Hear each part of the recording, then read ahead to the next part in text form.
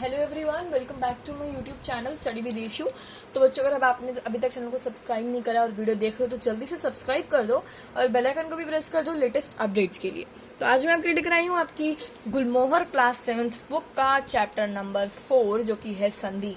पिछले चैप्टर में हमने वर्ण विच्छेद करा था, जिसमें हमने विच्छेद करा था, जो आपके वर्ड्स थे उसको अलग अलग करके लिखा था। संधि का मतलब होता है बच्चों ज्वाइनिंग, ज्वाइन करना वर्ड्स को। बहुत अच्छे चैप्टर है और अच्छे से समझ भी लोगे आप लोग आज के वीडियो में, तो वीडियो को आप एंड तक दिखना।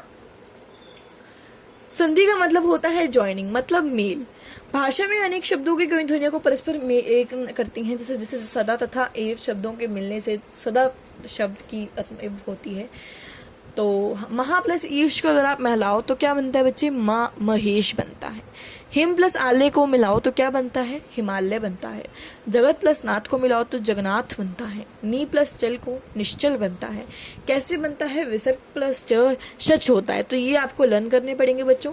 संधि विच्छेद क्या होता है? मतलब दो ध्वनियों के मेल से तो हम संधि कहते हैं, लेकिन उसके ठीक विपरीत, उसके अपोजिट, यदि हम किसी शब्द की इन ध्वनियों की अलग अलग करके संधि करते हैं, जैसे संधि विच्छेद कहलाता है।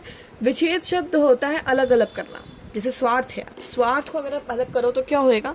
सर्व प्लस अर्थ। ये तो हम पिछले चैप्टर में कर ही चुके हैं, तो वो एक बार रिमाइंड करा रहे हैं। And we know how to do. हमें इसमें ज़्यादा करने की प्रैक्टिस की जरूरत नहीं है, बट हमें पता है कैसे करना है। जैसे संकल्प है तो सम प्लस कल्प, तथेव है तो तथा प्लस एव। ध्यान रखिए, इन सब बातों का ध्यान रखना है बच्चा आपने। संधि के भेद, संधि के भेद प्रभेद भी होते हैं। संधि के भेद कौन से होते हैं? स्वर संधि, व्यंजन संधि, विसर्ग संधि। तो तीनों के भेदों के बारे में हम पढ़ेंगे विस्तार से, तो वीडियो को आप सब एंड तक देखना। और अच्छी लगे वीडियो तो लाइक जरूर करना and give this video big thumbs up. तो पढ़ने वाले हम सबसे पहले तो स्वर संधि। स्वर संधि क्या होता है बच्चों? दो स्वरों के मेल से जो परिवर्तन होता है उसको हम स्वर संधि कहलाते हैं। जैसे देखिए, परम प्लस अर्थ, परम प्लस अर्थ का अगर हम ज्वाइन करें तो क्या बनेगा? परमार्थ। जैसे अ प्लस अ बनता है आ, अ प्लस अ क्या बनता है? आ। आ प्लस ई बनता है ए। ये तो आपको पता ही होगा कि ई प्लस ए ये बनता है, तो ये तो लर्न करना है भाई। 8th में भी बहुत कम आएगा, आपके आगे क्लासेस में भी बहुत कम आएगा। तो अब हम पढ़ेंगे स्वर संधि के 5 भेद होते हैं बच्चों। बहुत सारे भेद हैं इसमें, 5 भेद हैं। पहला है दीर्घ संधि, गुण संधि, विधि संधि, यण संधि, आयाधि संधि। दीर्घ संधि क्या होता है बच्चों? दीर्घ संधि में अ ई उ के बाद जो भी दीर्घ अ शब्द आता है, सजित्व स्वर आता है, उससे परस्पर मिलकर हम आ ई उ में बदल जाते हैं। जैसे हमारे अ प्लस आ हमारा होता है आ, ई प्लस बड़ी ई हमारा होता है बड़ी ई, उ प्लस बड़ा उ हमारा होता है बड़ा उ। तो इसमें बड़ा उ आता है। जैसे रवि प्लस इंद्र क्या बना? रविंद्र। अ प्लस आ, स्व प्लस अर्थ, स्वार्थ। तो अब हम करने वाले हैं बच्चों गुण संधि। गुण संधि क्या होता है? किसी संधि में ई उ अथवा त्र को अगर हम मिलाते हैं तो उनके स्थान पर कर्मश ए ओ आता है तथा और आता है। जैसे अ प्लस आ या फिर छोटी ई प्लस बड़ी ई मिलाओ तो क्या आएगा? ए आता है। जैसे आ ए, ठीक है। तो ये गुण संधि में होता है, ये चीज़ आपको ध्यान रखनी पड़ेगी। एग्जाम्पल यहाँ हम देवेंद्र का ले लेते हैं। देवेंद्र मतलब बड़ी ई आ गई इसमें। ऐसे ही छोटे या बड़े आ को मिलाओ, छोटे ऊ बड़े ऊ को मिलाओ तो क्या बनेगा? ओ। छोटे ऊ बड़े ऊ को मिला के ओ ही बनता है। जैसे महाउत्सव है तो महोत्सव आ जाएगा। ऐसी त्र अगर हम आ में त्र को मिलाते तो अर्थ बनता है। जैसे हमारा एग्जाम्पल ले लेते हैं, महा प्लस ऋषि क्या बनेगा? महर्षि।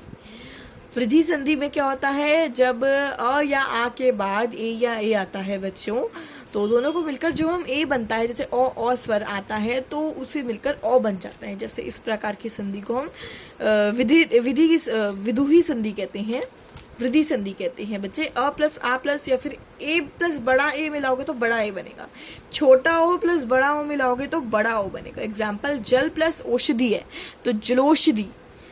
1 प्लस 1 है तो एक, तो ऐसे एग्जाम्पल हैं, ठीक है। अब यण संधि क्या होता है बच्चे? ई प्लस बड़ी ई के शब्दों को भिन्न प्रकार से अगर आप प्रस्तुत करते हैं, जैसे अगर ई प्लस अ होता है तो य होता है, ई प्लस बड़ा होता है तो या होता है, ई प्लस उ यू, यू ये, य या यू। तो ये तो मैंने आपको पिछले चैप्टर में एक बार समझाया था कि कैसे आप संयुक्त संधि में ये चीज़ समझाई हुई है। तो आपको अगर नहीं देखी हो वीडियो तो जाके आप देख सकते हो। अब हम करने वाले हैं अयादी संधि में क्या होता है बच्चे, ए तथा ओ के बाद यदि इनमें कोई स्वर नहीं आता, अगर जिनमें कोई स्वर नहीं आता, ए का कोई ये या फिर तथा और उनका आव नहीं आता, जैसे ए प्लस आई, ए प्लस ए आय, मतलब आ भी आ रहा है और य भी आ रहा है, जिसमें कोई स्वर नहीं आ रहा, तो उसको हम कहते हैं अयादी संधि। जैसे ने प्लस अन, नयन, इसमें कोई हमारा वो आया, मात्रा वगैरह आई नहीं आई। भो प्लस अन, भवन, तो इसमें मात्रा हट जाती है, इसमें वो नहीं होता। ठीक है, तो अब हम दूसरा संधि का भेद पढ़ने वाले हैं, जो कि है व्यंजन संधि। टोटल इसमें हमारी 3 संधि हैं, तो हमने 1 तो पढ़ ली अच्छे से, अब हम सेकंड वाली पढ़ने जा रहे हैं। तो अब हम पढ़ने जा रहे हैं बच्चों व्यंजन संधि, जिस किसी संधि की ध्वनि के बाद किसी स्वर या व्यंजन आता है, तो दोनों को जो मेल होता है, उसका जो परिवर्तन होता है, उसको व्यंजन संधि कहते हैं। जैसे इसका भी वही मतलब होता है, लेकिन थोड़ा से उदाहरण अलग अलग हैं। जैसे इसमें कोई वैसे तो नहीं है, अच्छा इसमें मतलब सिंपली आपको कोई वैसे प्रॉपर नहीं दिया गया, कुछ पॉइंट्स ही हैं, वो एक बार रीड करेंगे तो हमें आ जाएंगे। क च ट प की यदि स्वर वर्ग या तीसरा तो अच्छा व्यंजन, जैसे ग घ ज ण त ध द अथवा र ल य व्यंजन आता है, तो उनमें फिर परिवर्तन होते हैं। अब आपको पता है कि क का तीसरा व्यंजन क्या है, ग है। च का तीसरा व्यंजन क्या है, ज है। ट का तीसरा व्यंजन ड है। तो ऐसे षट प्लस आनन है तो षडाना हो जाएगा, मतलब ये और ये वर्ड मिक्स हो जाएगा। तो ये चीज़ का ध्यान रखिए आप सब बच्चे। जैसे अभी वही चीज़ वो उदाहरण में दे रहे हैं, मैंने आपको बता ही दिया, षट प्लस मास, षट मास। यदि त या फिर द व्यंजन जो होते हैं बच्चे, वो च छ में व्यंजन में बदल जाएं, जैसे त प्लस छ चच हो जाता है, त प्लस छ चच हो जाता है, त प्लस य जिज हो जाता है। तो ये जो हाफ वाले वर्ड होते हैं उनके आगे हम त लगाते हैं। जैसे उत प्लस लास, उल्लास, उत प्लस डयन, उड्डयन। तो त आया कहीं इसमें नहीं आया, लेकिन ये डबल वर्ड आ सकता है। तो ये चीज़ आपको याद रखना पड़ेगा। अनुस्वार बच्चे बिंदु लगाने वाले शब्द होते हैं। अनुस्वार म के बाद जिस वर्ग का व्यंजन होता है, तो हम म उसी व्यंजन में वर्ग से लिखते हैं। जैसे म क वर्गीय का व्यंजन है, जैसे ड। अब क का क्या है, ड है, चौथा व्यंजन वही है ना। तो सम प्लस गीत क्या होता है, संगीत, संगीत। तो उस जो ड होता है इसको हम हटा देते हैं। सम प्लस कल्प क्या होता है बच्चों, संकल्प, लेकिन हम क्या लिखते हैं, संकल्प, म को हटा देते हैं। तो ये हटाने वाले कुछ शब्द होते हैं, इनको भी आप एक बार रीड कर लीजिएगा। तो अब हम पढ़ने जा रहे हैं म के बाद यदि य र ल वो श आता है, जैसे सम प्लस योग हो गया तो संयोग हो गया। अब म के साथ जो शब्द आते हैं उसको हम ऐसे ही करेंगे, जैसे संवाद हो गया, उसको हम ऊपर बिंदु ले आते हैं उसके। स के साथ पहले वाले अ शब्द, जैसे वी प्लस सम हो गया तो विषम हो गया, सु प्लस समा हो गया तो सुषम हो गया। तो ये चीज़ें आपको ध्यान रखनी पड़ेंगी। अब हम करने वाले बच्चों विसर्ग संधि। विसर्ग संधि क्या होती है हमारी, विसर्ग संधि के किसी विसर्ग के बाद स्वर या व्यंजन आता है। अगर किसी भी विसर्ग के बाद स्वर आता है या फिर व्यंजन आता है, जो परिवर्तन होता है उसको विसर्ग संधि कहते हैं। विसर्ग होता क्या है, ऐसे होता है, ये डॉट्स। मन प्लस बल, मनोबल। नम प्लस कार, नमस्कार। समझ में आ रहा है मेरी बात, मैं कैसे कहना चाह रही हूँ।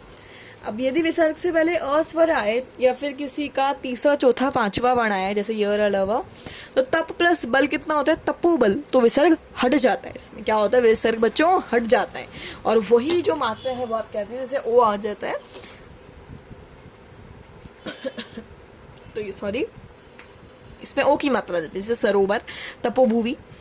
यदि विसर्ग के बाद च छ आता है, जैसे नी प्लस चल, निश्चल हो गया हमारा। कि वही चीज हमने रिपीट करी है, श आता है कि च आता है। तो यदि विसर्ग के बाद श श च व्यंजन आता है, तो उसको बना है वो अपने अलग व्यंजन में बदल जाता है। जैसे नी प्लस संधेय हो गया तो निसंदेह हो गया। तो इसमें हम क्या करते हैं बच्चों, इसमें हम विसर्ग डाल देते हैं। हमें कैसे पता चलेगा, जब हम ऐसे एक सिंगल वर्ड आता है ना, नी दू प्लस शासन, दुशासन, तो हम दू प्लस शासन, क्या हम लिख रहे हैं, दुशासन। ठीक है, तो बच्चों इतना ही था आपके चैप्टर में। इस चैप्टर में से ना ज़्यादा कुछ था नहीं, बस संधि के बारे में थोड़ा बहुत उन्होंने बताया हुआ है कि जैसे यदि विसर्ग के पहले आ आता है तो उसके कोई स्वर नहीं आता, हमने पढ़ा तीसरा चौथा है पांचवा ही आता है। जैसे नी प्लस धन है तो निर्धन हो जाएगा, दो प्लस उपयोग है तो दुरुपयोग हो जाएगा। अब इसके बाद पहले कोई कुछ आ नहीं रहा है तो इसमें हम र लगा देंगे। पुन प्लस जन्म है तो पुनर्जन्म हो जाएगा, जन्म हो जाएगा। तो बच्चों इतना ही था आपके चैप्टर में, हमने सीखा, जरूर पढ़ना। और exercise find out with your own, कोशिश करो, हो जाएगी फाइंड आउट। अगर आपको आज की वीडियो अच्छी लगे तो make sure to like this video, and अगर अभी तक चैनल को सब्सक्राइब नहीं करा है तो जल्दी से सब्सक्राइब कर दीजिए और बेल आइकन को भी प्रेस कर दीजिए लेटेस्ट अपडेट्स के लिए। तो आज तो बच्चों यहीं हमारा चैप्टर कंप्लीट होता है। I will meet all in the next video, I will meet you all in the next video. तब तक के लिए बाय बाय और टेक केयर।